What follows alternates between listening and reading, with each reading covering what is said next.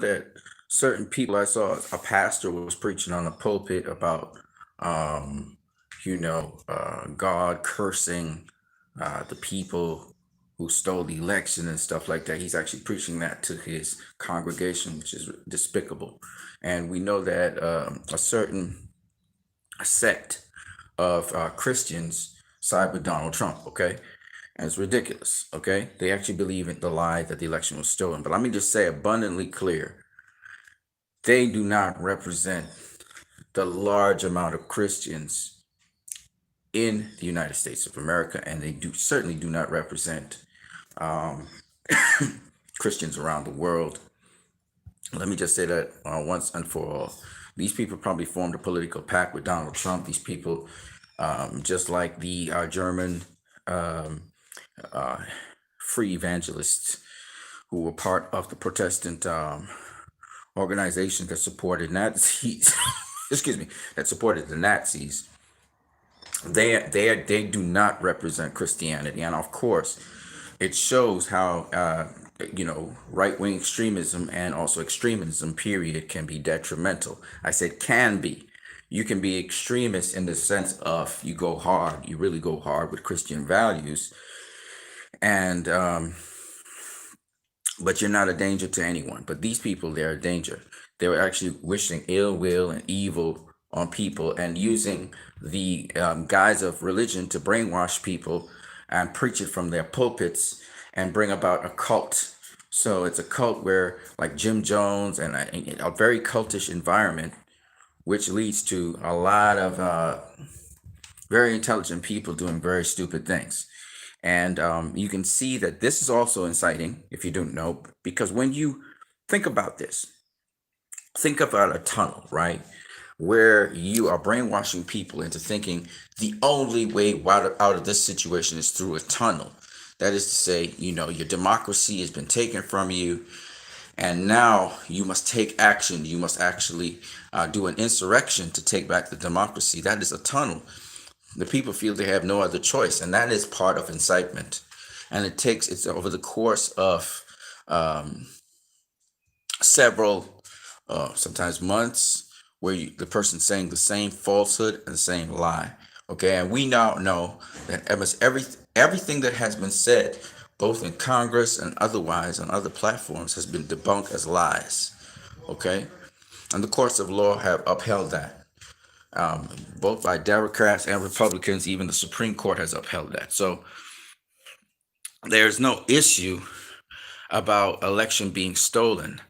But what is proceeding right now is an attempt to steal the election and to violate the norms of the democracy. Tell me, if an election is stolen and you know it is stolen, does that mean you resort to violence to get things back in order? Why is that the option? Why is it that you're not trying to ensure that more people come out to make their voices heard in the very next election? And in the meantime, you be a force of resistance in terms of reason and looking to see why people would have done such a corrupt move. That's what you do. You don't go trying to press for violence and try to curse people. So I'm just want to say that unfortunately, these so-called Bible thumping people do not represent what true Christians are about and what true Christianity is. So I just want to put a disclaimer on that because I see always everybody, the atheists out there now are using that as a means to be hostile to Christians. And that also is detrimental. I remember being in California, and the sort of rhetoric and even the enforcement of attacks on people who believe there is a God, and the mockery of it inside of the institutions like colleges. When you're in a class, I remember being in a class where um, we were um, we were actually studying logic, and the professor was very, very vile. He was very, very um, mocking. He mocked uh, people who spoke up and spoke about, you know, Christianity or Christian values in any kind of way. And I found that very, very, very also very dangerous, because if you are somebody teaching logic and reasoning, you can use a series of arguments maybe to show your point of view, but to be in mockery of it and to try to deride people who believe, a different view to you, I think is not. What's good, Jalik, the leader? I think that is something that is also dangerous. So I just want to just disqualify that and say all Christians are not a represent. They don't represent what you see, and there is in history a reference to this, and you can just go look at the German free evangelicals who were able to exist and to some degree endorse the Nazi movement. So please do not. I'm not saying that all free evangelicals are like this. Like, I don't do a broad paintbrush, okay? But I'm just saying it's dangerous, and it's something that I think we should pay attention to. And I can see different people trying to thread different lines to make sure that accountability supersedes entertainment, but at the same time we have to be careful because everybody's got an agenda out here. So I just want to put that disclaimer out there and get out of there. Jalik the leader, shout out to you, brother. And it's good to see you again. Looking at my stuff, apparently you got remind. I just want to put that out there. Now, I am a Christian. Um, uh, I call myself a Christian, at least. I'm not. There's so much to this, but I'm gonna just unpack it simply and just say I'm a Christian, and I believe that believers come in all kinds of shapes, sizes, forms, labels.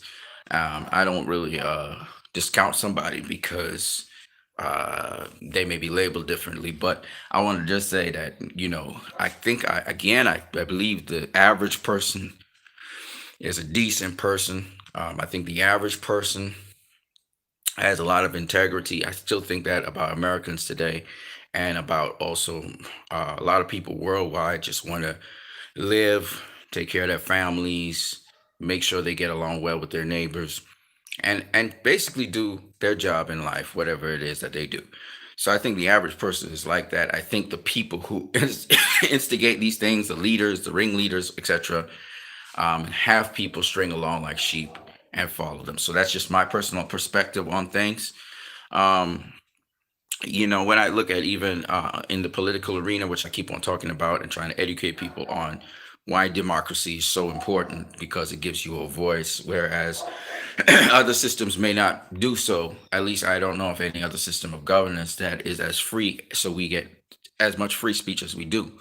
But I just want to just make it abundantly clear, even though people still carry on their lives in other systems, they don't have that kind of measure of freedom we do worldwide, who are in sheer a democracy.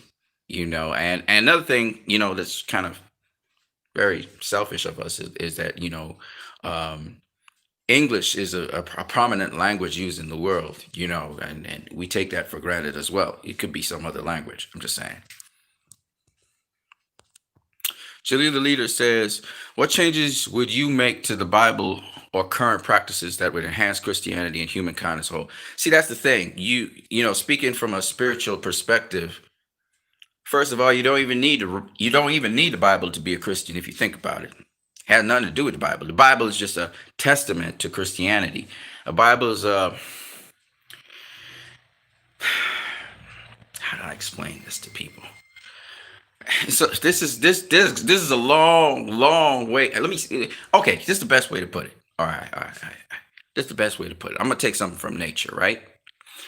A scientist will see a flower, right? You see a flower, beautiful flower, right? Beautiful flower, and he'll describe it and he'll talk about it and all of that stuff, right? And even after exhaustively speaking on this species of flower and breaking it down, it's not the same thing as you going there and experiencing the flower for yourself. Maybe even plucking off a leaf of the flower or something and eating it and finding out, oh, this flower actually tastes good, smelling it. In other words, Christianity is not Christianity just because you talk it. Christianity is Christianity when you can live it? You see, that's why I always tell people the truth will be made manifest. So, in short, talk is cheap, actions speak louder than words. So, me saying that I'm a Christian or I define myself as that is really up for debate until you experience my actions, who I am. And then you decide for yourself if that person is different or a Christian or not. But I can profess it. I can say it with my mouth. Doesn't mean that that proves that I am what I say I am. You understand? Boxing scientist, man, what's up, my dude? I ain't seen you in a long minute. So that's how the best way for me to explain the Bible. The Bible is a testament of people who have seen and experienced certain things. The Bible's not the law. You understand? It is not just a reference material, but it is a reference material. But the real thing is when you experience it for yourself. When you experience what I call the source for yourself. And the weirdest thing about it is, it's not so much experiencing it because we're experiencing it as we speak. It's becoming aware that you're experiencing it, which I believe is the deeper truth. So that's what it's all about. Like you said, Jalik, we all are made of the same substance, the same energy, the same essence or existence, as you go into the metaphysical realm. You know what I mean? So you don't have any enhancements to give the Bible or recommendations for Christians and mankind. I mean, there's many unique instances and many unique situations that never were referenced in the Bible that we need some guidance on today. So for me, what I do, because the same principles are the same principles to me today than back in the past. So I can cite something, the spirit of something. The problem with it is, how do you know that what I'm citing is what it was? This is what people come from. But I don't look at the letter of the law like I look at the spirit of the law. So that's where I come from. Because different people have different interpretations. So basically, I'm saying, and it might sound like I'm making a explanation of an esoteric theme, but nonetheless, for me, I understand the Bible to be something where, given a I don't depend on the Bible. In other words, it's a cross reference. It's like a cross reference to what I would say. Like, for example, what I just said there about the flower, the flower and the flower and the and the scientist who observes the flower, right? It's literally in scripture. So my reference would be this: don't you know that you are living epistles to be read? Okay, that's what Paul said unto the Corinthians, I believe it was. So that's my reference, which I did not bother to actually memorize.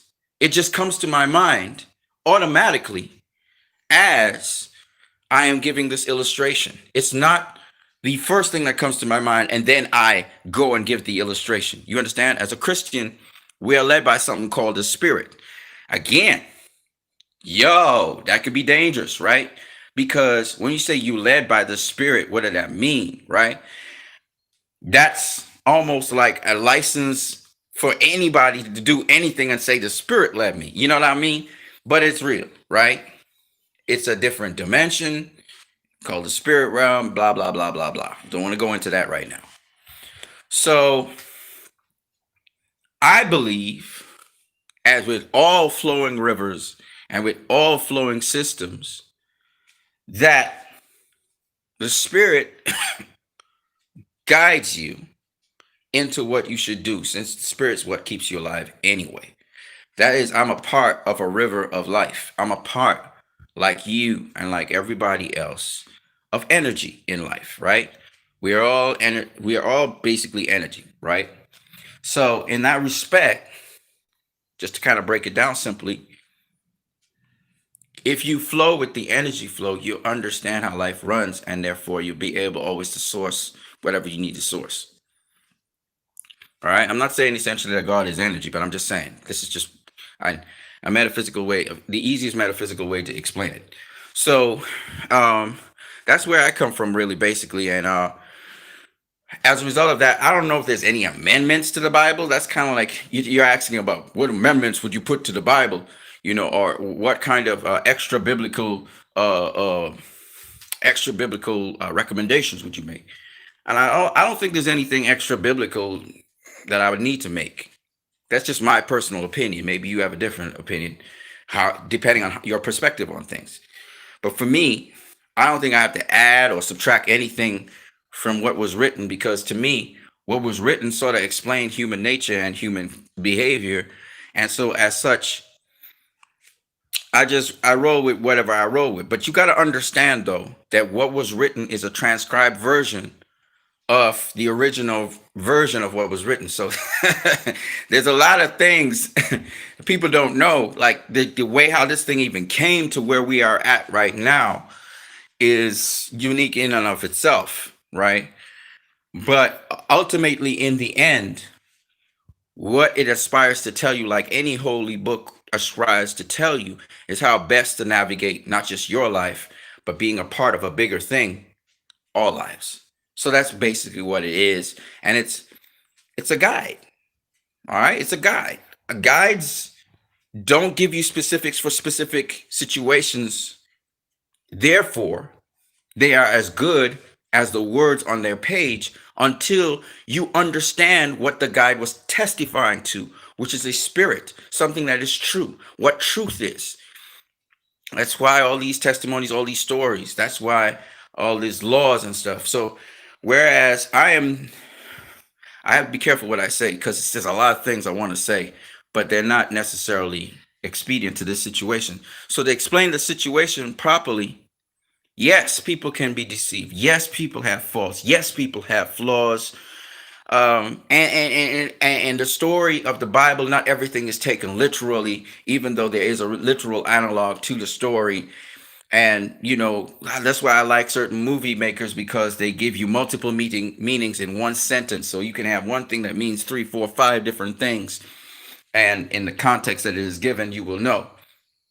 I'm a minimalist, so I believe in using one motif to represent multiple motifs and stuff like that. So when coming to giving recommendations, Jalea says giving recommendations based on the student's level of development is a good thing, I would say. Yeah. Well, I'm not like, again, like I said, I'm not really into levels of enlightenment like people think I am, because I've always been a Gnostic. Okay. And that's not a bad thing either, right? I'm an accumulator of information and knowledge. I try to also apply wisdom where necessary, but I fall very far short because theory is different to practical. Let's just put it that way. So, as much as we have a lot of gnosis, what's the use of having gnosis without progression through that gnosis, applying that gnosis? Yes, of course, I'm a teacher. I guess you're the same. Um, that is one of my giftings, is knowledge, right? I was in research, and that should tell you everything. I'm about knowledge, right? So, yeah, of course, enlightenment is not really enlightenment. It's just simply lighting up the room. Do I like teaching? Not really. I don't have the patience for it. But yes, I love sharing. I love sharing. I've been a school teacher, actually. I've been a very successful school teacher. I just left teaching because I didn't like it. But my whole family is a family of teachers, so I come from that sort of lineage. Yeah. Let me just include boxing scientist here, because he's been saying a whole bunch of stuff. Boxing scientist says it's the spirit. It's unexplainable. I mean, the spirit's explainable, but the spirit is explainable. It's very simple. Okay. Let me give you an example of the spirit. Real simple. Real simple. Right. We use it in our everyday language and we don't even realize it, right? Okay. So the spirit is like it's like when you think. The spirit is like when you think. Let me explain what I mean. It's something we just take for granted, but think about this for a second. Just for a brief second, right? The thought that goes into your head just pops in there, doesn't it? It just pops in there, but it makes so much sense. It fits in with the other idea, right? Okay. You never question where your idea came from. You never question the mechanics of your idea, right? Can you see your idea? Can you see your idea? I mean, you can visualize it. When as soon as it pops up, you get a visual image. You don't even see the words. You just see a visual image, right? You see a picture in your head, and that's what allows us to say all these complicated words that come after, right? Right now, you are seeing the same idea I just see, which is an idea. Where does it come from? You ask yourself, where did that idea come from? Well, that idea came from a sea of ideas that's floating around you all the time, electromagnetic signals that you just received, and you're transmitting those electrical signals out as an idea, repackaged in a different way. There are ideas all around you coming in as electromagnetic waves. Now, so you're always in a sea of ideas. This that I explained to you was explained in some detail by the Bhagavad Gita, goes into it in some detail, and there's some other holy books from India which explain this stuff. And you have Sikhs, if you know the Sikhs talk about this in some detail. Okay. Now, why I'm saying this is not to say that this breakdown that I'm giving you. In fact, Islam, which is great, it's a great religion in many respects, goes into some more detail on these things as well. Okay. And that's not to say that it's good or bad, but you can find information everywhere about the truth. That's what a lot of people don't understand. It's not limited to just Christian holy texts and Bible. Bible is a reference. However, the spirit, the spirit is what keeps you alive. When we talk about the Holy Spirit, we're talking about our very existence, what keeps all living things existing, and also what keeps all things existing. What keeps all things existing and what keeps living things existing, we use in the Western term of energy. Energy. Okay? This wall exists because the molecules in this wall vibrate at a certain frequency. And they vibrate at a harmonic frequency that allows this wall to keep its integrity. The moment they stop vibrating is the moment this wall will fall apart. Some people call the vibration of this wall, which you can see with your naked eyes, if you're trained to do so, they call it energy. Human beings, we vibrate with a particular frequency that causes us to emit a certain frequency of light. That light, which you see around the saints in those old pictures, is our aura. This is what the Hindus would tell you is your aura. I can see your aura around you. And there's a training for you to see the aura around yourself. It tells you your mood. It tells you so many different things about yourself and what kind of personality you are. This is not bullshit. This is true. Now, all of that stuff is sort of referenced and referred to in the Bible, like the Mount of Transfiguration, where the disciples' eyes were opened to see what Jesus really looked like in the spirit realm and all that stuff with the other. It's all in there. It's all in there. But the way how the Bible was written and so on, I guess the people at the time had known about this stuff, but the people today don't know about it like that. So it's all inside the Bible. And you know what's the weirdest thing? Inside of the Quran and the Bible, they don't disagree with each other. They actually quite agree with each other. But you have to understand these things. You have to be able to see it with a uniform eye. So the spirit can be best explained in terms of energy. And so you will find that the Wiccans and the witches and the warlocks who speak about energy and its manipulation do have a point to what they say. But if you have never seen their perspective, if you've never gone there to look at it, you'll never, and you look at everything as taboo, you will never be able to understand the uniforming themes. You must be able to filter out the things and don't get roped into things as you go through your journey, but you're looking for uniforming themes. And that is the problem. People are afraid to search after knowledge and understand what is uniform between different things. Because once you can find the uniforming theme of the elephant, one guy sees the tail of the elephant, thinks that's an elephant. One person sees the foot of the elephant, they think it's the foot of the elephant. One person sees the trunk of the elephant. You have to be able to see the unifying themes to see the elephant for what it is. And even when you do see it, it has to be wrapped around in 3D, which means you have to see it from a lens from a different, that includes multiple dimensions. So it's not that there's, like I was trying to explain to Jelly, it's not that there's levels to things, which there is. I don't revel in levels of things.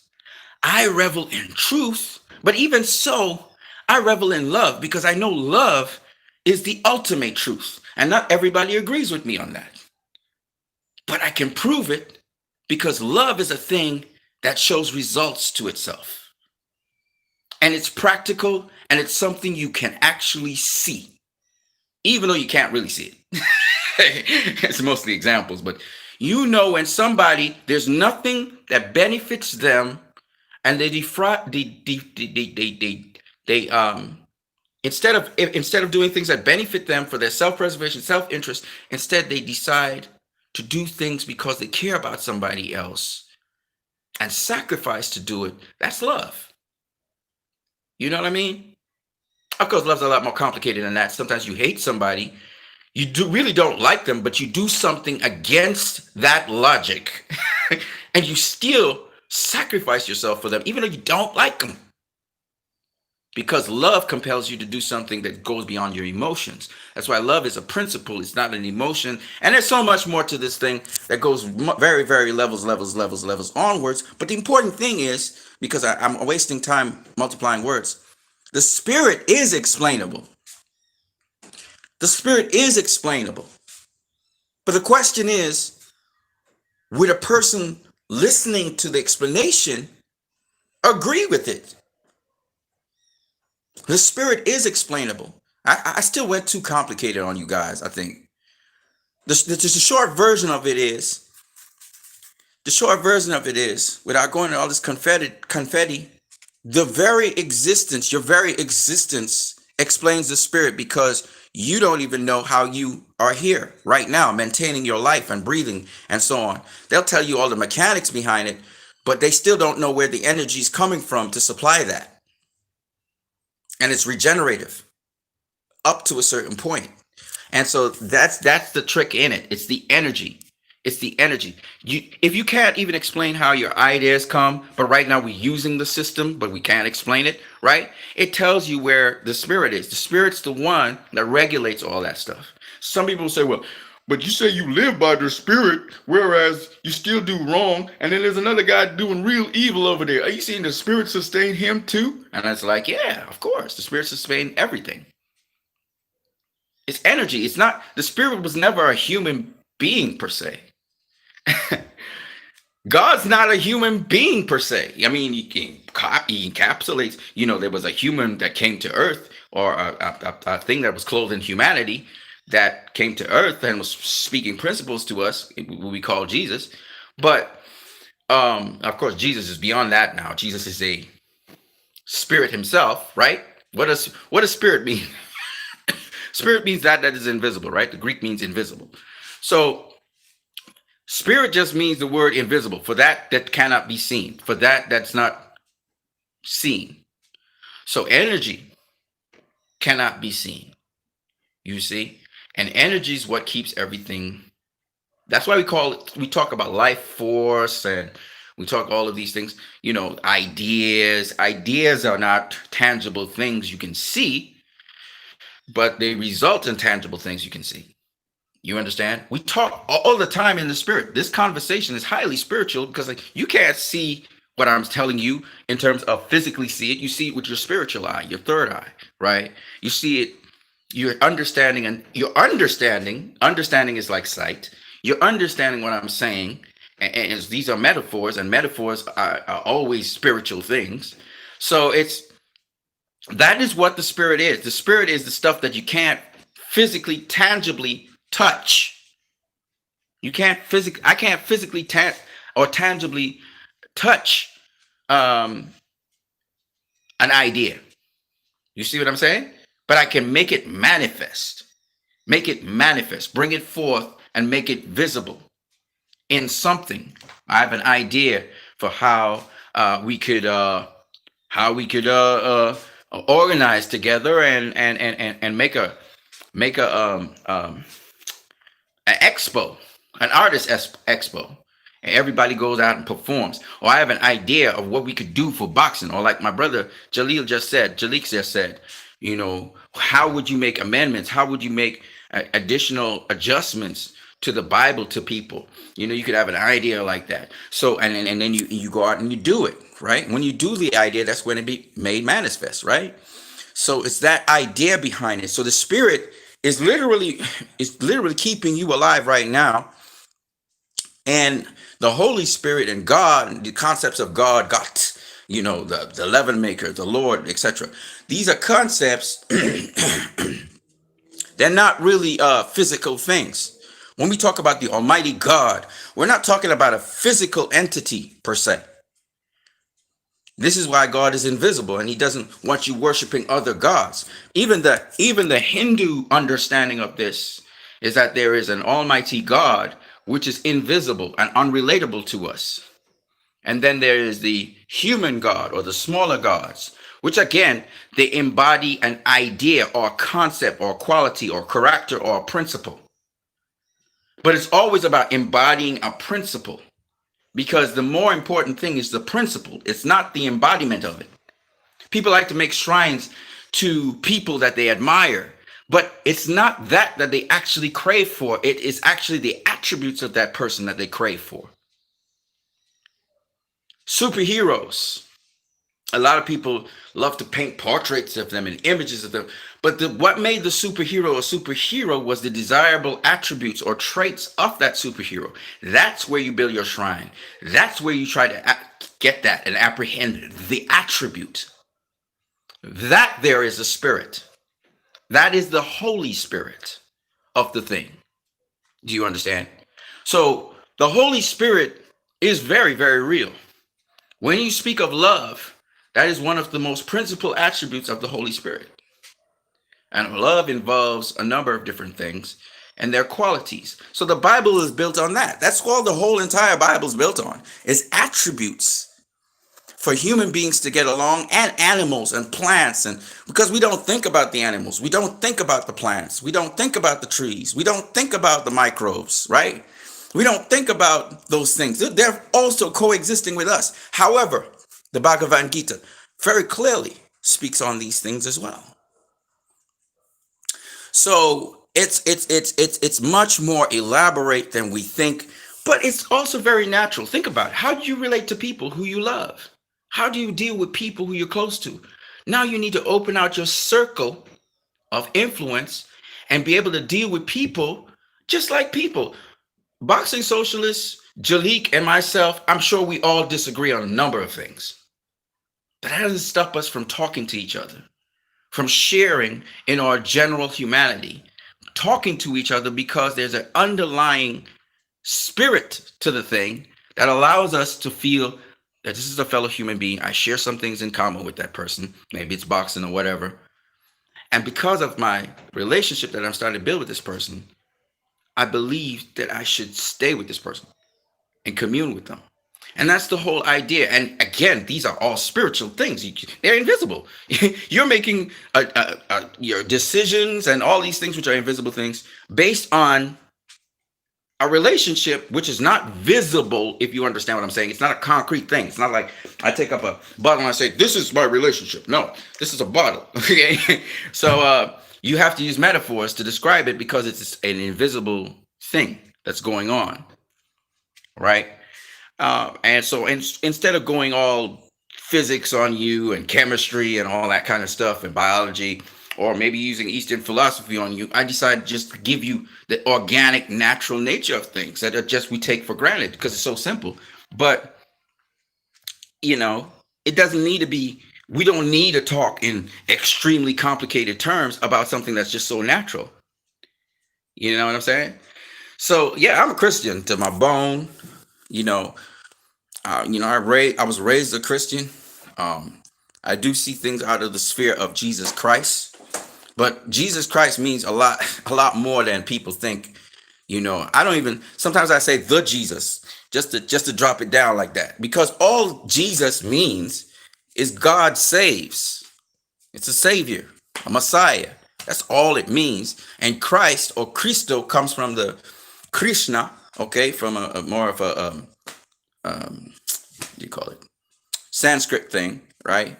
Because the Romans called them Christians, but really, basically, they were disciples, right? They were just disciples. You know what I mean? It's just a label. It's not like people get all caught up on, oh, man, I'm really a Christian. I'm proud to be a Christian. Dude, you if you was in the early times, you wouldn't be proud to be a Christian because it was an insult, And people don't know all these things. Like they don't know the history of stuff and they just don't get it.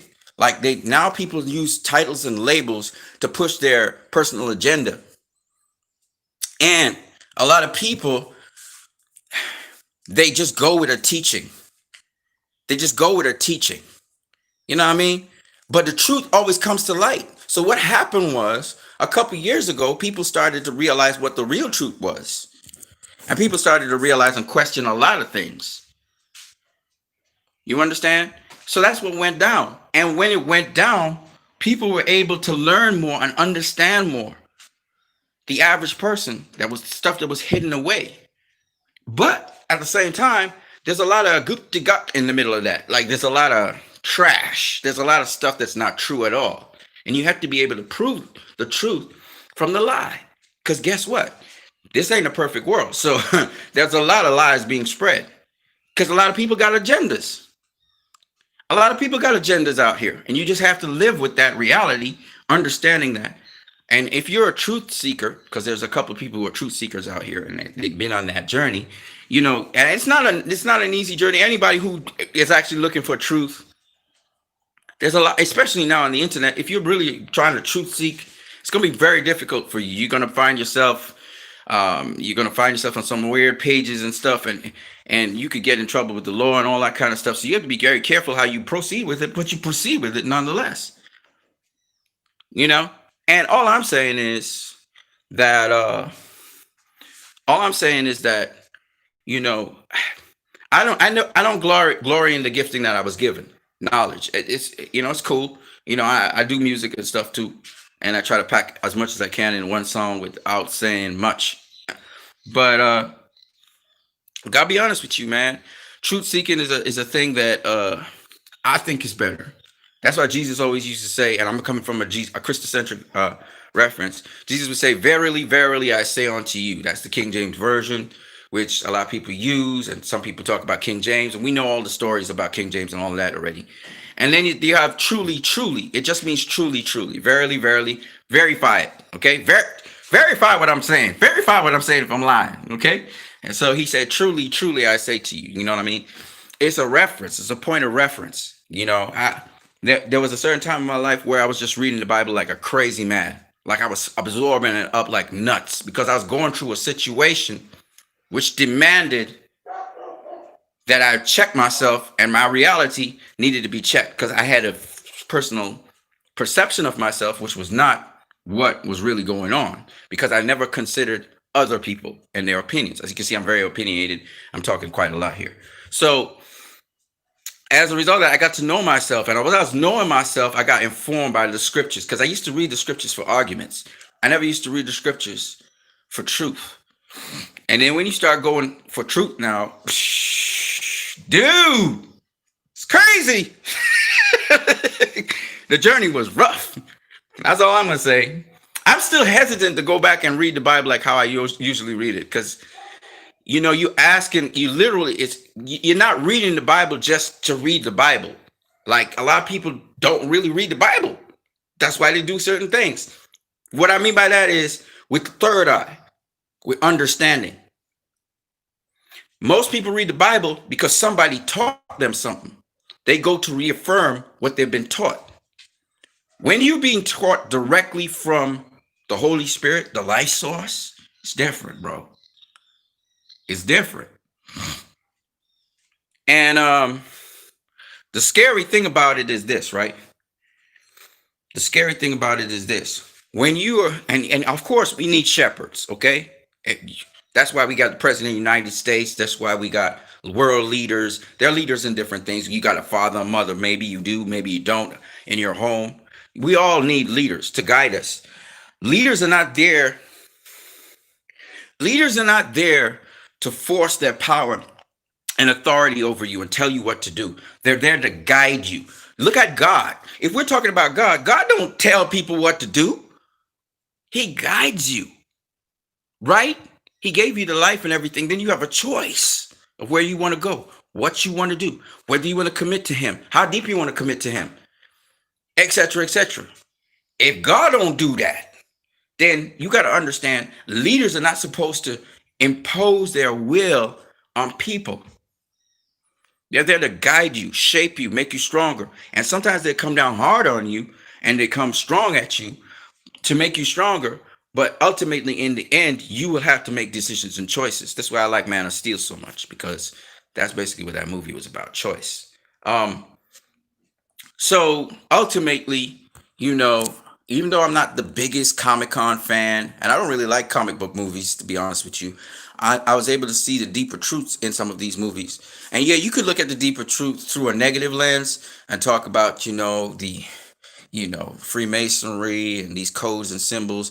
And you could also talk about Freemasonry in a negative light, meaning you could talk about Freemasonry with these codes and symbols in a negative way. But you could also look at Freemasonry, even though this is a very controversial topic, in a positive way. And I've seen Christians flip the script on that thing. So it depends on how you look at it, because a Mason, as we all know, is a builder. A builder is there, an architect is there to build something. You could either build a Tower of Babel, or you can assist in building the Temple of Christ. Or, if you don't want to call it the Temple of Christ, a temple. A temple, but I wanted to be more specific in a Christocentric theme to make people understand a Mason is a builder. What he's building is the question, right? So I'm just saying. And so it could be flipped one way or the other. Words have duality, their purpose is based on context. So you have to ask yourself a lot of questions as you move through. And I'm not trying to confuse people who may be in one dogma or another dogma. I'm just saying that it's a lot more than you think, but this thing is true. The very air you're breathing and the fact that you're alive is testament to what is called the spirit. You have a spirit. You have an invisible something that's keeping you alive. And even how you think and reason and your consciousness and your cognitiveness and so on, you know, it's something keeping you doing that. It's not just you just coming into existence and that's it. And this is what you try to explain to people, like, you could have a fully functioning system here, like I have right now, and the person's dead. What's the difference between me being dead and inanimate and me being alive? And once you die, what happens? You start to decay almost immediately, because there are other living things inside of you in this colony here that will break you down. And it's a phenomenon of life. I'm not saying that an atheist can't say, well, so that just means that the cycle of life is continuing. That's all he would say, basically. Um, I'm not saying no, but I'm just saying. Uh, Jalik the leader says, "What's your thoughts on reincarnation?" Oh, I'm reincarnated every single day, but I think of it on a spiritual level, not necessarily on a reincarnation. Happens every night when you go to sleep. Do you know that? You understand that, right? That is a real concept. Everything is a circle. Now, the different, it's not, life is not linear really. It's cyclical. Seasons of the year, years have a cycle, right? So reincarnation happens all the time, all the time.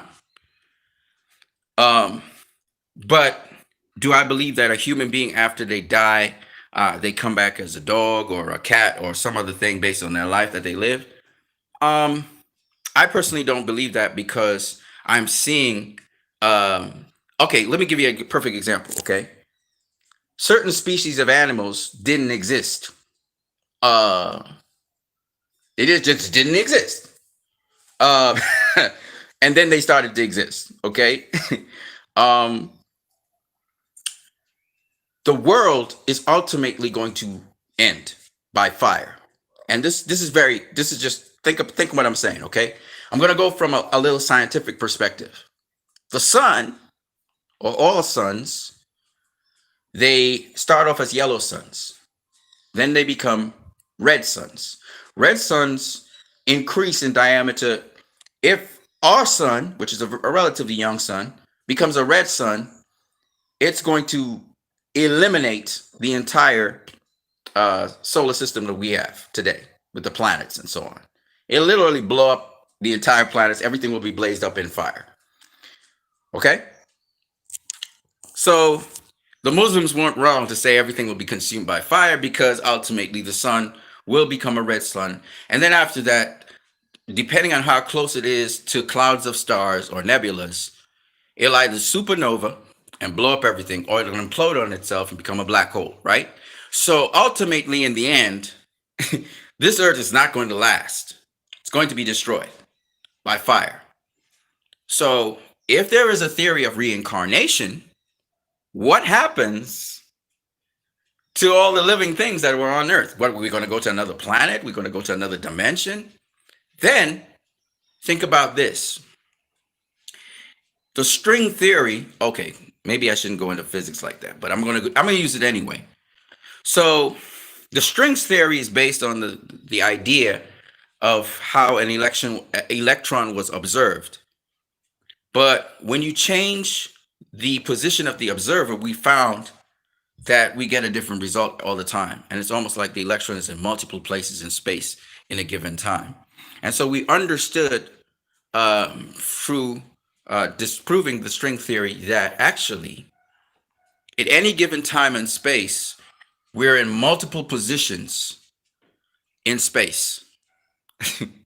This is literally proven now by science.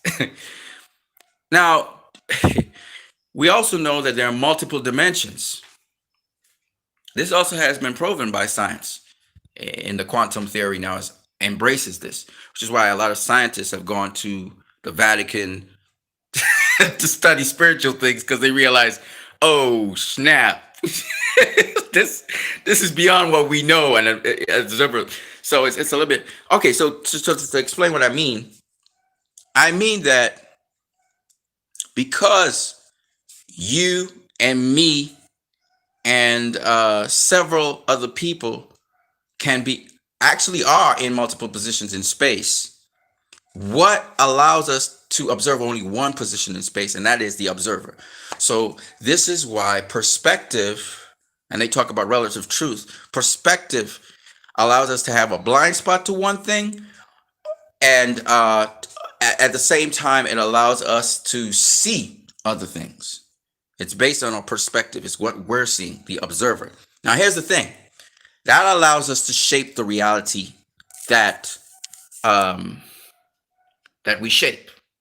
So we're not creators of reality like God is, but we're shapers of reality. And remember, God creates reality and he sustains reality. That we don't do that. We're just shapers of reality.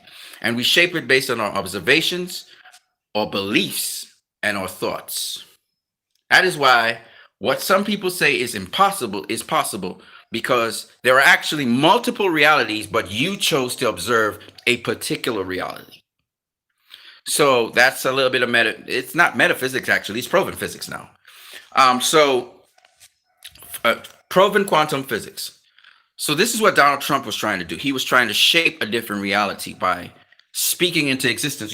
They say, believe it, receive it, speak it, believe it, receive it, right? You heard Deontay Wilder say it too: speak it, believe it, receive it, speak it, believe it, receive it, right? That is what we found out from science is the person is trying to shape their reality by visualizing it, and it's called visualization. Helps you to shape again, witches, warlocks. They use these systems. They call it Wicca, which has to do with the elements of the earth and blah blah blah blah blah blah blah. Okay, so it's not an incantation. It's actually reality. It's really true. It's just that wicked people use things in an evil way. Good people use things in a good way. And you can go into the discussion of good and evil and all that, morality and all that if you want to later. But the point is that shaping your reality and the reality that you have is based on your observation of that reality.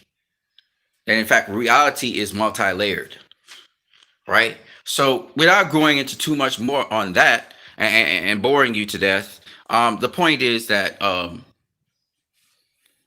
reincarnation, while it is true, it is a true principle where someone can be reborn over and over again, because reincarnation means rebirth to some degree. It means re-entering in a form, right?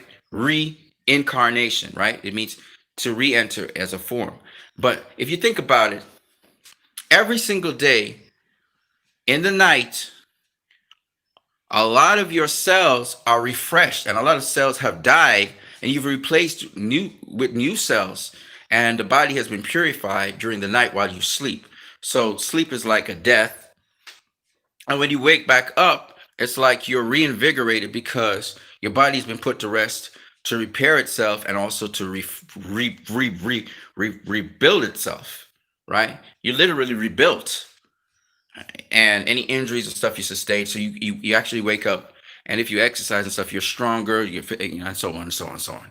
So that's a form of reincarnation. Of course, the most important form of reincarnation, in my opinion, is the refreshing of the spirit, the spiritual element of a human being, this transmitting signals in the night, being in contact with everything because it's unfiltered. Your body and your mind is set free to go into all possibilities, all options, tap into any part of the world, and communicate with any person. It's very receptive at that point in time in the night. In fact, the brain is lit up like a Christmas tree. The entire brain is working. You're in touch with everything. The real, what people call reality, is shaped by whatever you're basically on. You have no boundaries when you're sleeping, and that's why your dreams are fantastical and they can go just about any direction you want them to go, because you are actually in a spiritual realm which has no limits. All right, almost like a video game if you think about it. But the irony of the situation is we ignore our dreams and we wake up in the morning. Even I'm guilty of this. We wake up in the morning and we just don't remember what we dreamt. But it's really, if you really tap into your dreams and you start to look at the specifics of your dream, sometimes you get a vivid, very lucid dream. They call it lucid dreams. But if you tap into really what your dreams are, what's really going on in your mind, you'd be very surprised about the things and the problems that you can solve, and the layout of how your next day is going to be, and the warnings and all. It's very specific. Dreams. That's what prophets prophesy from, and people say that's crazy. Like what are they, hocus pocus? But that's the metaphysical side of things. And if there's one great evidence of metaphysics that you will ever encounter, it's dreams, right? That's perfect evidence of the spirit realm and the fact that there's a Holy Spirit, or there's a great spirit, as they call them, or spirit incarnate, etc. That's a way to break it down. I don't know how else to break it down. I could talk in Bible terms for those people who are, you know, love is a powerful force. It's extremely, love is God, in my opinion. God is love. Love is something that can drive someone to do things. They could hate this person like to the nth degree. They really want to kill them, see their lives lost, but love will cause them to do things that they wouldn't normally do and restrain themselves in ways they wouldn't normally restrain, etc. It's not just emotion, even though it is a very powerful emotion in and of itself as well. Why do you feel like what you're saying is too it is too complicated? I know it. I- Again, it's a spiritual thing. You know when you cross the boundary and you're like, oh man, just let it slide. When you've been, you know what I'm talking about. When you've been down a certain road, you know when you overstep your boundary. You know when you've overstepped. You just know. That's why I said it out loud. You have the Holy Spirit versus evil spirit. Right. So what they call an evil spirit is reflected by evil deeds. So the spirit is defined by what you chose to do with it. Yes, it may have influenced you, like for example, for those of you who go through the trials of online pornography, for example, that is in and of itself, some people think, and I believe, evil. Um, because but the addiction to it is both yours that you did, it's all on you, but it's also as a result of this feeling or tendency or spirit to want to entice you to go back there. And it introduces thoughts into your head that you probably wouldn't have had if you never were tempted with it, right? So you will realize that you're tempted by things that you deem bad because you have a certain knowledge base of these things and therefore consider them bad. Like the Bible said, if you didn't have knowledge that this thing was wrong, you never would have sinned, and therefore you never would have been subject to death. You get what I'm saying? And it's the same thing. You have to have a knowledge of something to know if it's right or wrong. And I always go back to the tree of knowledge of good and evil for the Christocentric people. There's different, of course, examples and anecdotes you can use. And this one's an anecdote that it's a metaphor in a way. Um, it's sometimes sometimes it's not so much about the literal story as it is about the anecdote of the story, the metaphor that the story is illustrating, because the story is still going on to this day, which is knowledge of good and evil. A lot of people thought that was a great thing, because once upon a time there was no such thing as good or evil, right? It was just do what you do, you know, do what you do what you do. That's all it was, right? And then all of a sudden, you could do good or you could do evil. Hola, me, mama, me. What does that mean? Right? Evil and good was introduced into our being. If we didn't know about evil and good, all we didn't know about was doing things. Do. It would just be about doing. Wouldn't have been about good or evil or none of that stuff. It'd just be about doing. You get what I'm saying? So it's one of those things where, unfortunately, mores and morals have taught us about good and evil, what's appropriate and what's not appropriate. But not only that, what's not appropriate is to be punitively crushed into the dust and destroyed. Excuse me. And what is good is to be nourished. You understand? Now, once upon a time, that wasn't even an issue. It was just about just doing things. All it was about. Hey, you know what? I like this tree. I'm just gonna pick a fruit from it. Do. See, what can I do to help this tree? It wasn't about good or evil. And even today, if you think about it, in your daily operations, you don't think, is this good or is this evil? I'm about to get up and go to the store. Is this good or is this evil? We don't do that. We just do it, right? Do. I need to go to the store to do this. We don't assess if it's good or evil, because we didn't really come from that beginning. Now, having said that, which is somewhat controversial to some people, but if you think about it, it makes sense. You go and you start talking with your neighbor. It's a good thing, but you don't assess it like that. That's my neighbor. What are you talking about? Of course, I'm going to go speak with them. Do do do do. You understand? So it's evil and good came into the world, so we had to space out and class out things that we did. Now, having said that, it's because we started hurting one another, we started harming one another. Cain versus Abel, as you know.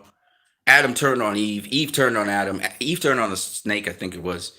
And this is where this whole thing started going down. People started, everybody was all coexisting, doing everything with everybody, and was just chilling, just doing stuff. And then all of a sudden, people started turning against each other. And people started getting afraid of each other. Oh my God, I'm afraid of this person. This person could do me harm. And good versus evil happen, right? So this is the way how I look at things. You know, you know, so to answer that question about, evil spirits and good spirits, it's based on what somebody do. By their fruits you shall know them. By their words, by their actions you shall know them. And that's why you say, oh man, you might say that person's evil. That person's evil, but really it's what they did that was evil. Human beings have the capacity. I mean, I'm not saying the person's not evil to their core, but it's obviously something good about them, somewhere. But I'm just saying, that's how we say, oh, he's evil. And similarly, the spirit that drives that, we say that's an evil spirit, and then you look at something else, you say that's a good spirit, right? Because of based on what was done. You know what I'm saying? And why I say that is because this is going to sound very ironic, but it's true. And it may sound controversial, but if you think about it, it's true. So, like I told you, energy sustains everything. So that means energy sustains things that do bad things, right? People that do bad things are sustained by that same energy source. In other words, the all encompassing spirit, okay? I'm going to use the word energy because the New Age movement uses energy. Energy does not describe fully God, but that's besides the point. The point is, I'm going to use something that you can understand. People say, well, people are doing evil. Why doesn't God kill them? Why does God allow them to live? Because God, which is energy, supports anything that exists. So that anything that exists is existing because of energy. In other words, energy is that platform to which, because we got to understand this because we're in the internet age now with platforms. The platform allows you to exist, choose to be free to choose whatever direction you want to go in. Because you have the gift of will, you have the gift of choice. So some people choose to use that energy in a negative light, and some people choose to use the energy in a positive light. Another way of saying it is some people choose to use their lives for evil, and some people choose to use their lives for good. Of course, it's not dry and cut like that. People don't commit their whole entire lives to do evil. People do evil in bits and pieces, and some of the things they do is very atrocious. So they're not doing evil all the time, right? And that's another thing to kind of just think about, right? Yes, God gives you the freedom of choice, bucks and scientists. That's because you're living. And once you're alive, you can get to choose what you want to do. Energy, think of energy as a proximal equivalent to God. You have energy in your body. And once you have that energy, some people call it vital force, whatever you want to call it. But that energy in you is what allows you to exist. And that is the foundation under which you can make choices and do whatever you want with your life. So that's basically it. That's why, again, if I was to go from scripture, but I can use any holy book actually, and they will say the same thing, the equivalent. They say, don't you know your body is the temple of the Holy Ghost? You see what I'm saying? Now, what it is, and then you were talking about reincarnation, Jalik, and I just want to address that. What we call the equivalent of that in Christianity is what we call the rebirth, or being baptized again, or being born again. But it has much more of a spiritual implication. So the carnation is a spiritual. It's a reintroduction into the body. But The body itself now is a spiritual body. It's not an earthly body, right? That's the concept behind it, being born again. So, in other words, now I'm not just born into my body like how I came through my mom and I was out into the world and I'm a living soul.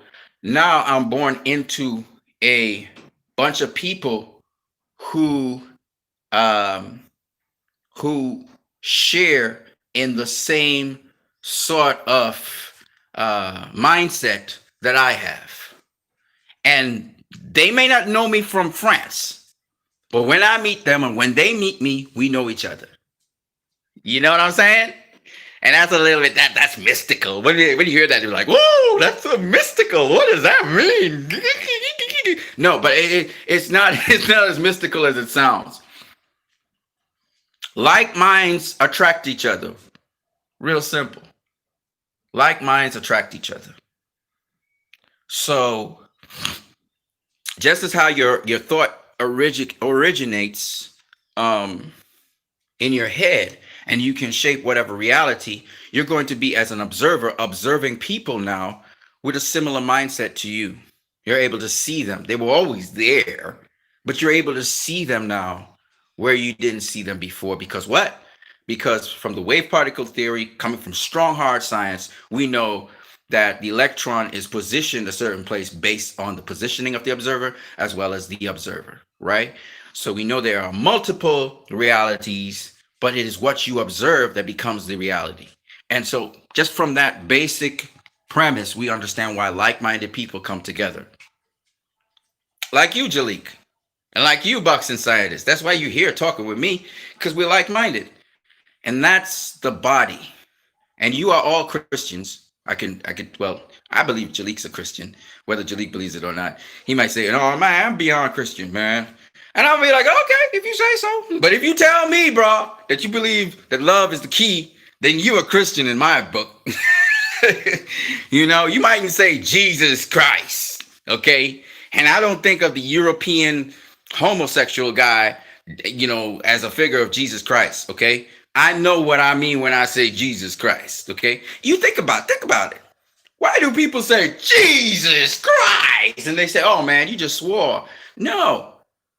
When somebody's exasperated, right, they will say, "Jesus Christ." Right? Why are they doing that? Because the icon of Jesus that everybody love to talk about is the crucifix. This man, big set of crowns on his head, and his arms outstretched, nailed down to a board, right? The crucifix. Now we know Jesus didn't get crucified that way, but that's not the point. The iconography of it. The iconography of it. The mindset is the point. And that's what a lot of people just don't get.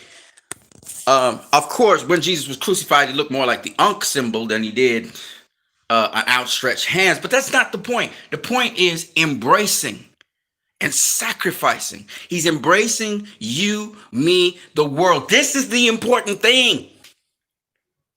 Not worshiping the symbol or the incarnation of that, but worshiping the fact that we get to see it on display in human form. That's why there are no pictures of Jesus back then, or no drawings of Jesus being crucified in an accurate version, because it doesn't matter what he looked like. Even though we know he wasn't white, that's not the point, but it doesn't matter what he looked like. What matters is what he did. Do. It's about doing, right? It's about doing. Do. That's what it's all about. At the end of the day, what's the use trying to talk to people in the world? I say in the world from a Christocentric or spiritual perspective. People in the world, all of us are in the world, but I'm just saying, you know what I mean? People in the world, and you can't show them. I could talk till I'm blue in the face, but the best way for somebody to understand what I'm saying is to show them it. It's like the Matrix. Morpheus says to Neo, "I can't really tell you what the Matrix is. You actually got to see it for yourself." That is what Christianity is. It's not something that is best done by telling somebody about it, even though giving the testament of Jesus Christ does make somebody enticed to want to go there. But until you've actually lived it, actually walked in the shoes of it, it don't mean a thing. It don't mean nothing. You know what I mean? Is that my neighbor? Yeah, my neighbor's coming through on the side there. You know what I mean? That's my neighbor. We live real close. You know what I'm saying? We neighbors and shit. And hold on a second. Yeah, I think you probably need the back or the side. Yeah, what's up, mom? Yeah, what up again? Yeah, no problem, no problem. See, we live like family, cause we are family. We are human family, you know. And family indicates love. Yeah, okay, we have tips and tasks, and we disagree on things, but we don't let each other go. We don't let a man just be man down and just leave him back there. You know what I'm saying? We make sure we look out for each other. That's what it's all about at the end of the day. God said, be holy because I am holy. So powerful, brother. You have no idea how deep that goes. Yeah, to become all encompassing, to encompass everything, to sacrifice yourself for everything, to have the whole as the focus instead of just parts of the whole is a love thing. You know what I mean? So when God said, be holy, he even said, be merciful as I am merciful. He says, blessed are the merciful, for they shall obtain mercy. See, that's a powerful concept that even I had to step back and say, dude, I fall miserably short of that stuff. You know what I mean? Because we all want to be myopic in our thinking, short sighted in our thinking, just want to think about the moment, or we just want to think about in the future. We never think about, and we're not all encompassing, all embracing. And that's what energy is. Energy is all encompassing, all embracing. God is all encompassing, all embracing. Energy is everywhere. God is everywhere. Energy is all holds all the knowledge and information on its template, and God is all knowledgeable. You got to understand that, you know, holiness is all embracing. That's without itself being compromised. All embracing without itself being compromised, because the fundamental truth of what it is what it is. He said, I am what I am. He said, I am that I am. And all encompassing. You think God thinks with words, or you think God talks in English? No, of course not. So, it's all about becoming as Him, being as He is, which means that we as people have to come beyond ourselves. As they say, we have to move to the transcendental, and we are pushed to limits beyond what we have ever experienced. I remember going for, I think it was, a whole entire month without eating food, right? Fasting. I never chose to go into the fast. You know what I'm saying? I didn't choose to go into that fast. It just happened, and I wasn't eating nothing, right? It started circumstances first, and then it became a reality. And I was feeding on something else. I was feeding on the Bible at the time. I was reading the word like crazy. I was just going through it and just reading it, dissecting it, all that kind of stuff. And I was feeding off the word. I was homeless. I was feeding off the word. And shoot, I can't tell you how much my awareness of, I did things that would, I can't explain to you. It was impossible things. I had to go study for MCAT. I had to go take an MCAT exam. I had no plans. I did not know how I was going to get down there. I ended up getting down there, right? Went up on the freeway. Man, I could tell you some impossible things that's supposed to never happen that happened, right? And all I'm saying is that's the difference between living by the source of all life and living without at least understanding how to rely on that. I have a good brother right down the street from me. He's not too far away from me. He travels the world. He does all kinds of things, but his life is different. Like, he lives by the Spirit of God. That's what he does. He's a marathon runner and all that, and yet he is also a spiritual leader. And he's just the average Joe. You see him, but I got lots of respect for him because I know what comes out of his mouth is life. It's not death. And you know, and I'm just saying, it's we're only as strong as the weakest babe in our midst. And I say we, talking about the like-minded people.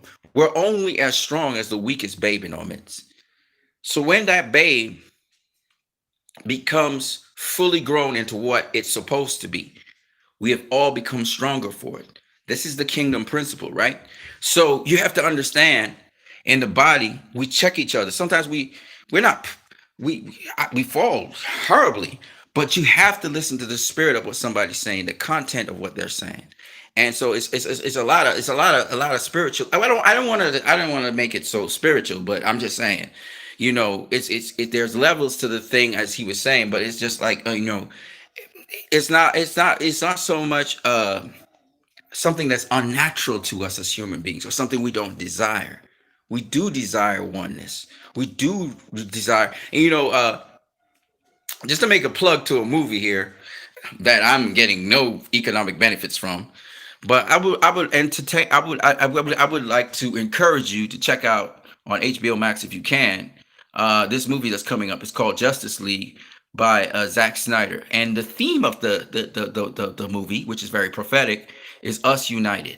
Okay, and it is an adversarial film to some degree, but I've always liked Zack because retroactively I watched all his movies. I was Some of his movies shallow, but I've always appreciated how he would take the mythology of a hero, and he would carry us through the hero's journey in a unique sort of way.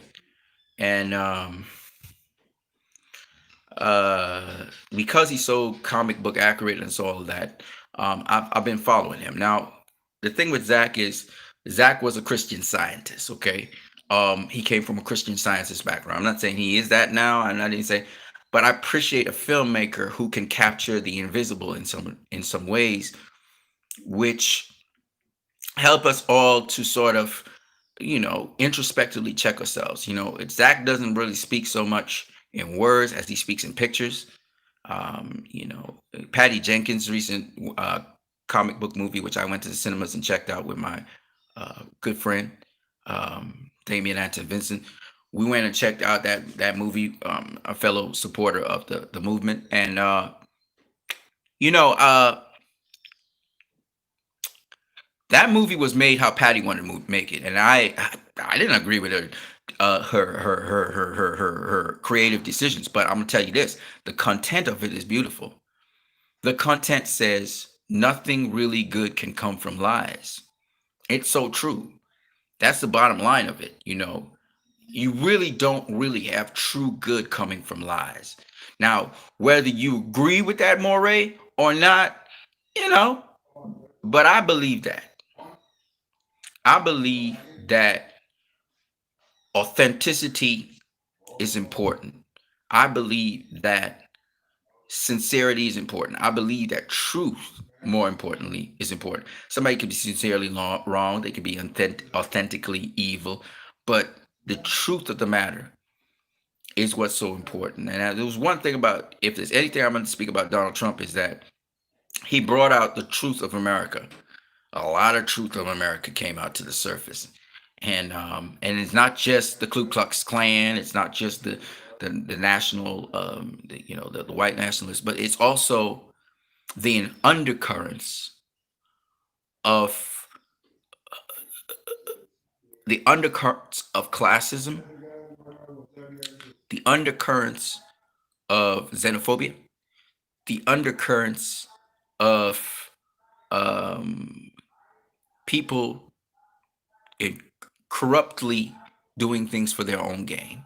And I believe the American people saw that, and they were seeing it all along, and he was able to expose all of that came to the surface. And so, God knew why he was there. And I say this going across the politics because there were always sympathizers of Russia. There were always sympathizers of terrorism. There was always sympathizers inside and outside the United States who would be anti-American. That sentiment has been there for quite a while because of some of the things that America has done, and so on. And so these things came up to the surface. These things came up to the fore, and I really, I'm kind of glad because that's the truth came out. It was exposed for what it was. We saw that um, the people who have more power than other people because of their economical status and the fact that they can decide and plan for the future of how things will go down in positions of power. We saw how sometimes they say one thing, but then when it comes down to backing it up to help people on the ground, that they really were interested in the corporate interest of the thing. And they were speaking it because they were really trying to make it palatable for the people on the ground what they were about to reap and benefit from corporate interests. And I always found that very interesting because, for example, just what happened last month was symptomatic to the fact that people were playing political games with direct payments. And I will always side with Donald Trump on the direct payments issue. I will always side with the Democrats, like Bernie Sanders, like OAC, like even Josh Hawley on this incident. Even though Josh Hawley was playing politics, I'll always side with those guys, and I'll always remember them for actually thinking about the American people, for actually saying we need to put cash flow into these people. You know what I'm saying? So when I saw that, I was like, okay, this is a good thing. The point being,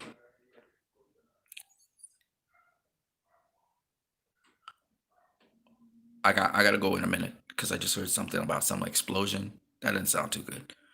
But I'm just saying that we saw it, and everybody watched that in and was frowning their heads, and I even called them out on it. And similarly, I want to just say that this was the same thing that drove Germany into Nazism. This is the same thing that drove a lot of democracies into tyranny and autocratic rule. The fact that people were playing games when they should be serious about it and have a unilateral and have multilateral, bilateral agreements on certain things, which were very important to the American people. So many people are dying are dying daily. Now, America has a 300 million population. So if 4,000 people are dying a day, this is across America. It's not one particular state. So it may not look as big. It's still a big issue. And there's a lot of people who would have been infected with the virus, and some people they don't. Right. So, but the point is that was a pressing issue, and that the initiatives were being run, but there was nobody at the helm. It's like a headless horse. Stuff is being executed, but there's nobody at the helm to push it on and to streamline it. Right. We saw. That's why Michael Jackson said they don't really care about us. Now, of course, the next regime that's coming is going to try and massage that and say, no, we care about you. And again, running a country and running a huge, huge country like America or Africa, where, or not Africa, but I mean, like, a place with multiple states, it's a very cumbersome, very difficult job. I'm not going to try and put the bullet down on people, but I'm just saying that uh, you got to understand how uh, how it looks, the optics of it, and then the truth of it. So I understand why a lot of people don't have that great confidence in their governance, and they don't feel like their governance is representing them, because you always feel like these people are playing games with your life. Like they don't care about you on the ground. It seems so distant, and like they're so detached. So I get why people would say what they say and do what they do. And some people have mistrust for governance, and they think that there's this deep state, which, yeah, okay, there's a deep state to some degree, and we're seeing them now in the tech companies, at least the tech version of the deep state. And I'm not saying again that is good or bad, but because these companies are consolidating, becoming huge, huge corporations, Disney's is huge. Disney's hands is in everything. You know, you look at the oil. We used to call them the oil tycoons. They were controlling certain things. So when we talk about deep state, we're talking about these people who have great influence, who the average person doesn't know. They're usually businessmen who want the world to run as autocratically as possible to maximize their business. This is the whole point behind it, right? We become battery cells to the machine, right? Is that fire? Okay, I'm gonna come back to that in a minute. But ultimately, in the end, what we call the deep state, or what we call the New World Order, which we are still heading towards, is really something that is man made, it's manufactured, and it's really to the benefit of business and commerce, right? Limiting the people so they become serfs or they become slaves again. And they're doing the manual labor for the people at the top who are reaping in all the dividends and benefits and enjoying the life that everyone should enjoy, right? Ultimately, in the end, it's still to this degree, but we are existing in a way that we still have some choice and we can make some sort of progress up the chain and down the chain, right? So that's what we call classism, and it's always been there. But at the end of the day, uh, you know, it is what it is. Can you talk about the laws of karma? Well, you could always educate me on that because um, I don't even think karma is what people think it is. You know what I mean? So that may be something you could educate me on because I don't know everything. I'm just sharing I'm just sharing my experience. I actually don't know the laws of karma, even though I did read a translation of the Bhagavad Gita. I should know some of these things, but I just don't know it. I'll be honest with you. I don't know. So you could educate me on that in the discussion. We need to talk more. I would say I don't know everything, people. I know very little. I'm just sharing what I know. The boxing scientist says the non-believers of Antioch called the followers of Jesus Christian. Yes, sir. It was a it was a you're correct. It was a derogatory actually thing. God said, "Be holy because I'm holy." That's absolutely true. God gives you freedom of choice. The boxing scientist said at 11:14, many years before Jesus gave his life for us, people had sacrificed an animal to God to be forgiven. Jesus became a sacrificial lamb. Yes, yes, yes, absolutely. I agree with you 100%, brother. That is true. Yeah. In fact, to this day, I don't think Jews actually sacrifice animals anymore.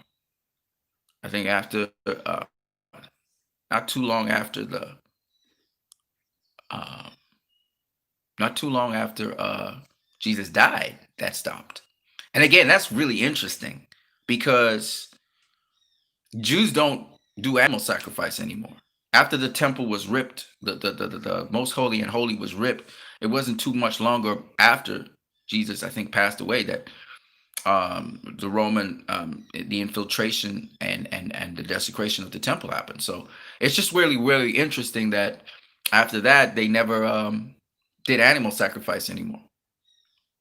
And I just think that's not coincidental, and that's where I said all things are made manifest. You can actually find plot points of transfer and change in even the Jewish system. Which is why you have Orthodox Jews and then you have Messianic Jews. So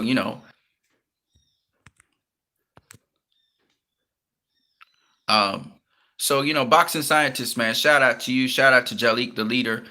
People brace for impact. What happens? I need to go look at the news because I was hearing something about an explosion. I hope that wasn't happening in the U.S., the capital. Um, but I'm just sharing. I'm just sharing. You guys don't get to really talk with me on a one-on-one, face-to-face. That would be really awesome if we could do that.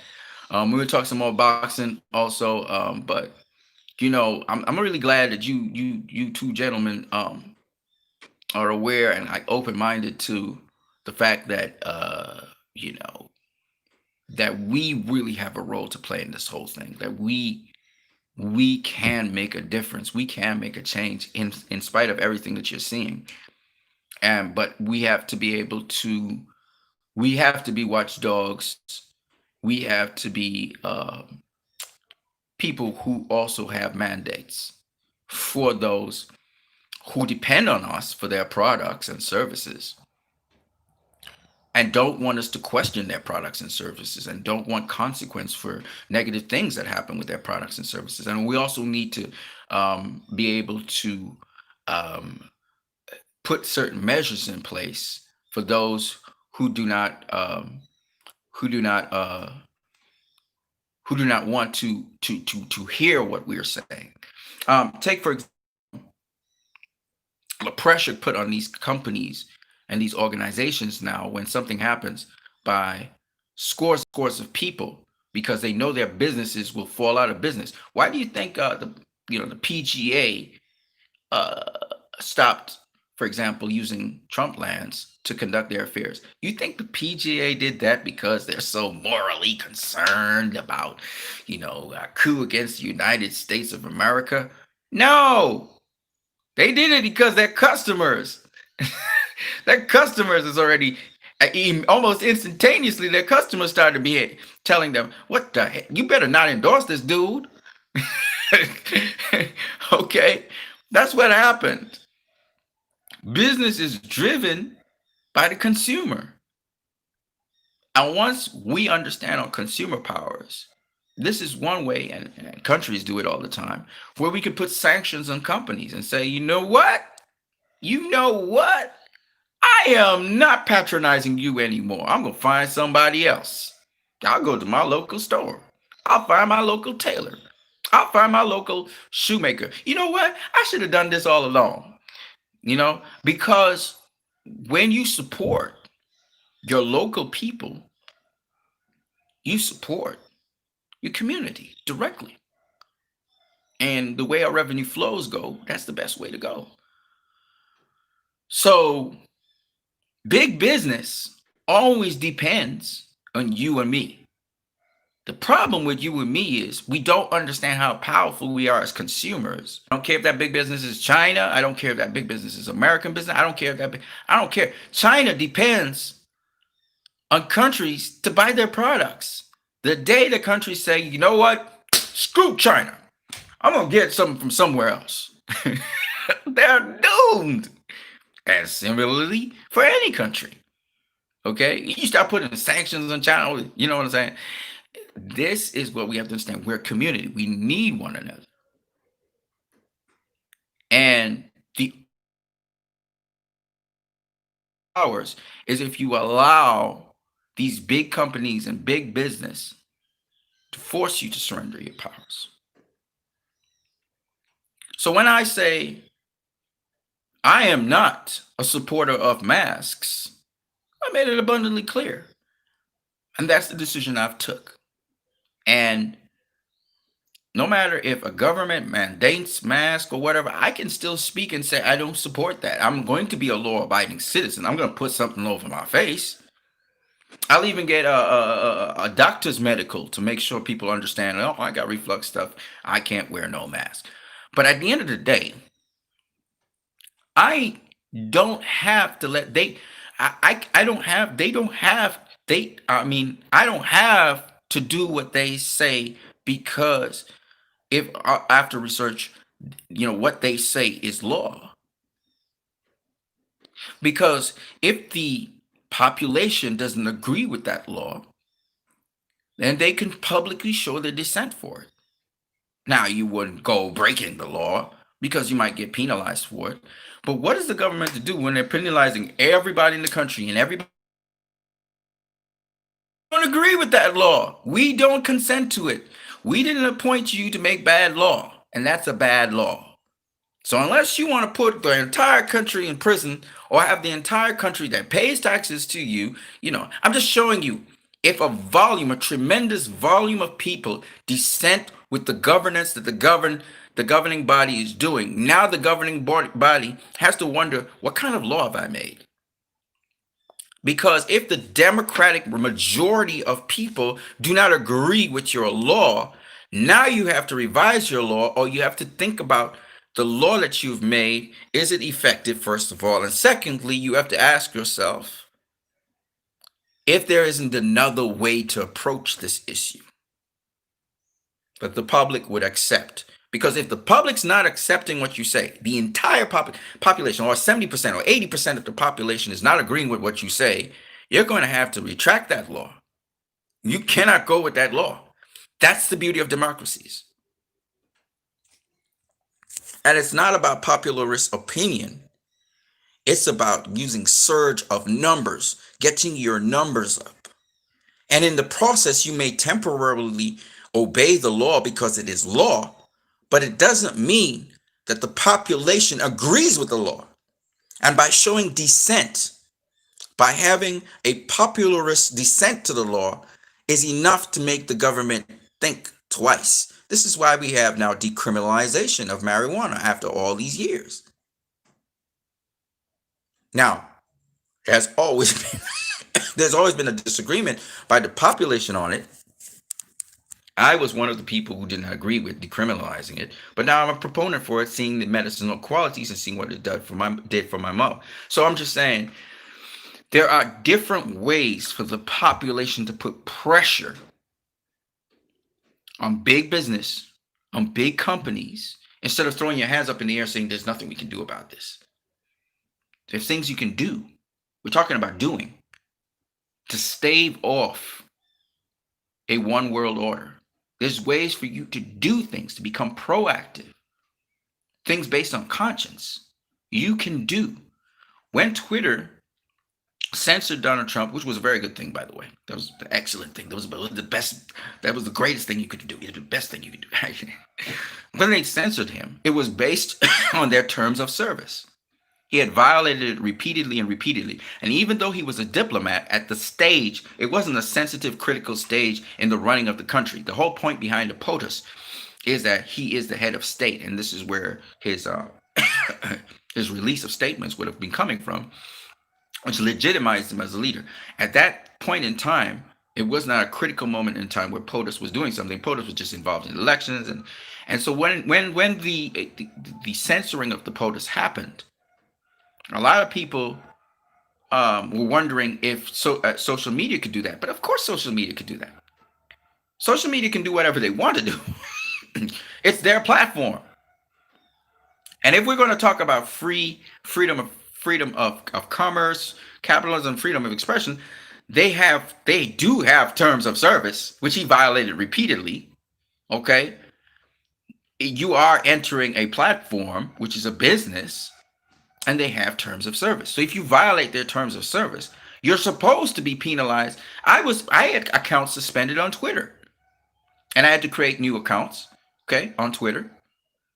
One time, my account actually got compromised, and it was infected with these the Middle Eastern terrorists were on my account. Yeah, they infiltrated my account, like for real. And I got my account. I reported my account. It got suspended or shut down because I think I shut down my account. I can't remember which one it was. And I created a new account because it was crazy. Because I had a laptop and I think it got infected with some sort of bot or something. So what I'm saying is, this is the era we're in. The rules and regulations online are different to the rules and regulations offline. And you can't expect exactly the same rules and regulations offline that you have for cyberspace. It's not operating under the same rules. It's not the same thing, and you can't uniform it. So to try to micromanage online systems is also a dangerous thing. So there's a lot of things, there were certain rules passed on civil liberties online and stuff. So you have to be pretty careful about that. But what I would say is they were absolutely within their rights to do what they did. They should have done it sooner, in my opinion, and I would have prevented this crisis. But now, having said that, the thing about it is,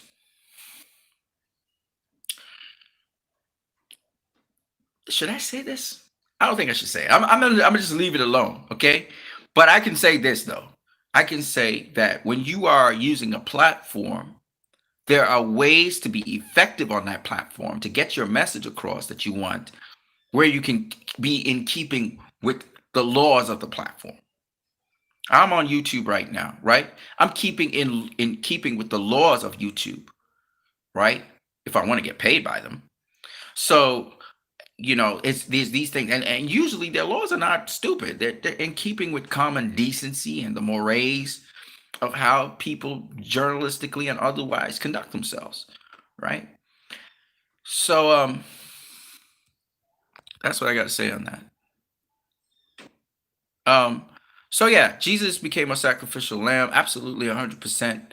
The gospel is something I'm dedicated my whole entire life to, and I still believe in. I do not believe the gospel is something. I know I don't live up to the gospel. I know that, guys. I curse and swear and all kinds of crazy things, and I know I shouldn't do those things.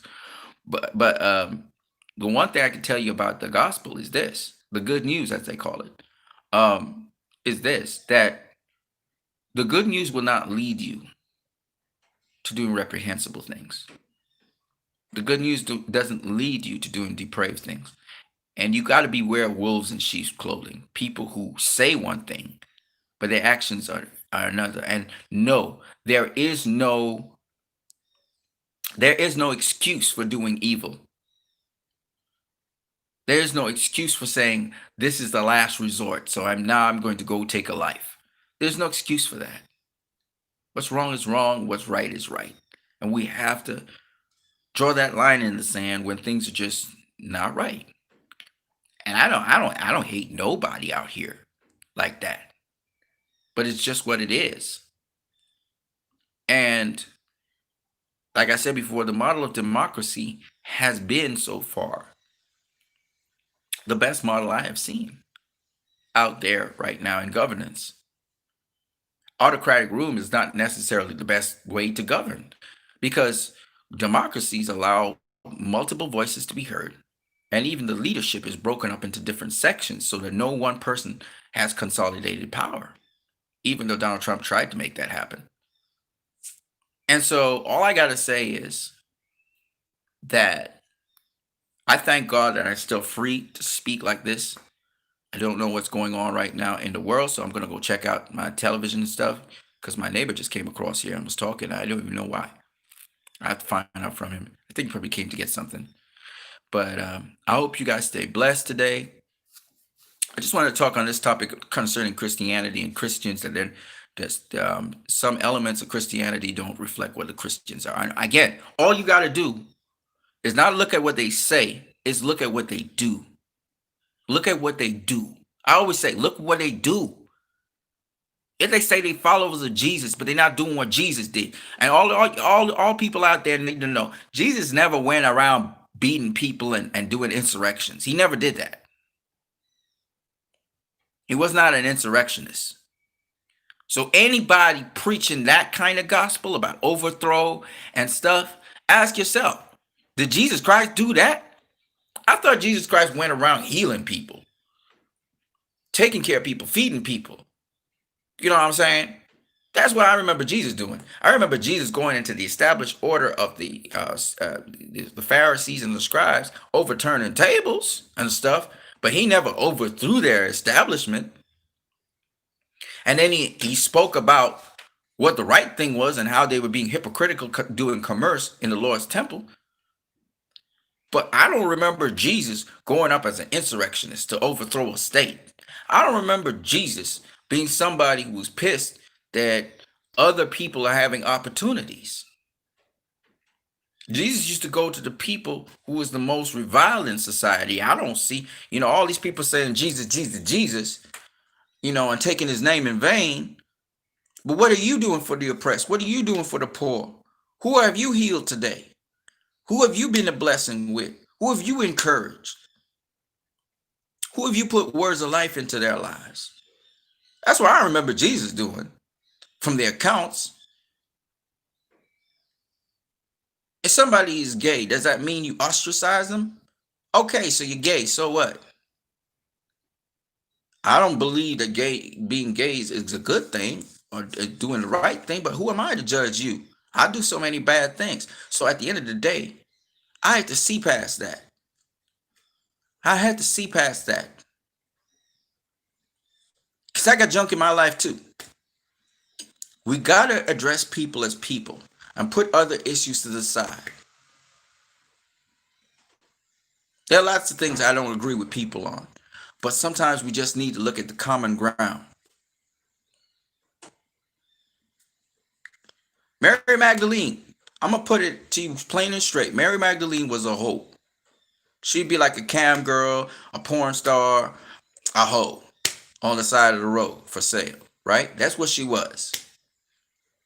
Jesus didn't treat her like that though, right? Because he knew there's multiple players in that game. So when they came bringing her to Jesus, and Jesus was like, "All right, you say she a hoe, you want to get her stoned." That's how they dealt with that, right? He's like, "All right, man, cool.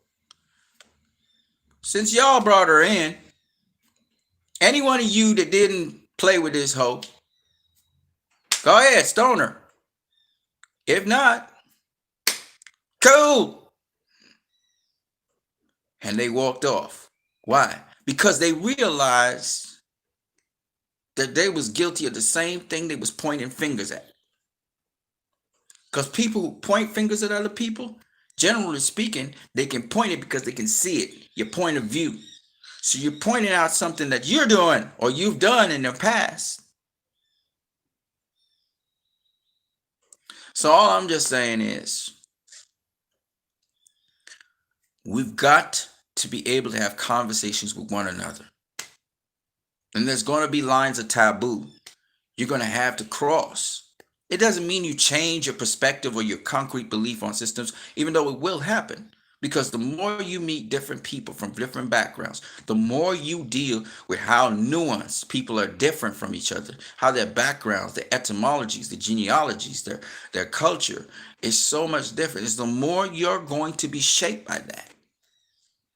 And the more you're going to realize how much you not only can learn from different people, but you have these inherent, you may have these inherent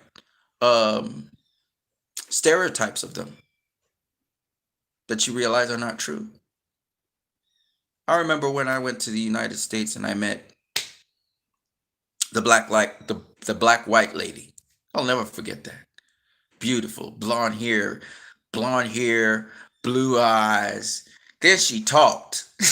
I was like, what the fuck? She talked. And God damn it, I swear to you, I was like shocked because I knew that voice could not be a white voice. And she couldn't simulate that shit. That's not something you could simulate. She actually was black. She was a mulatto. I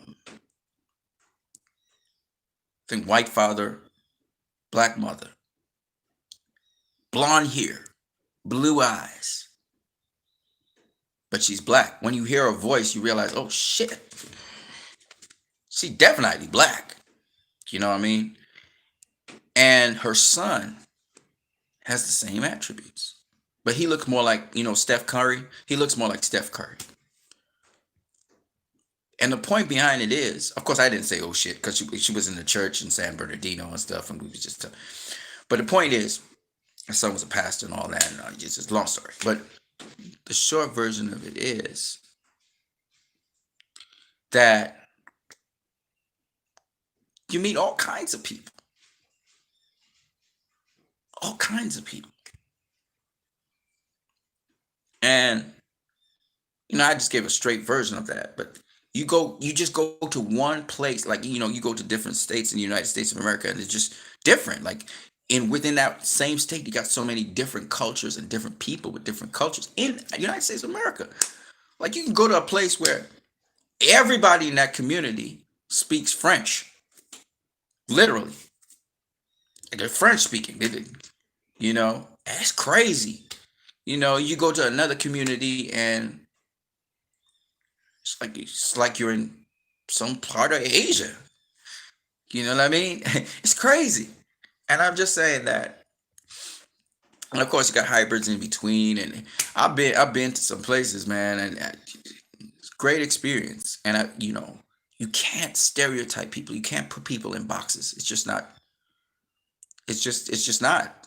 If you really want to get to know them and sit down and have a meal with them or go to their homes and talk with them, and you learn so much about how much we are the same, you know, you know, relationships with each other, you know, commonalities between each other, dynamics that we have to all the hurdles we all have to share and go over. That's the beauty of this traveling and experiencing so many different people and challenging your stereotypes about who a person is and what they would be like. First, I'm living in the Caribbean. People in the Caribbean don't talk like this, like how I'm talking. I'm an anomaly, right? And that's the point. That is the point. And as the world becomes more and more connected by the internet, you find more individuals from all over the world who have shared common things with you but come from vastly different backgrounds. That's the beauty of it. Anyways, people, I'm gonna catch you guys later. I'm what you need.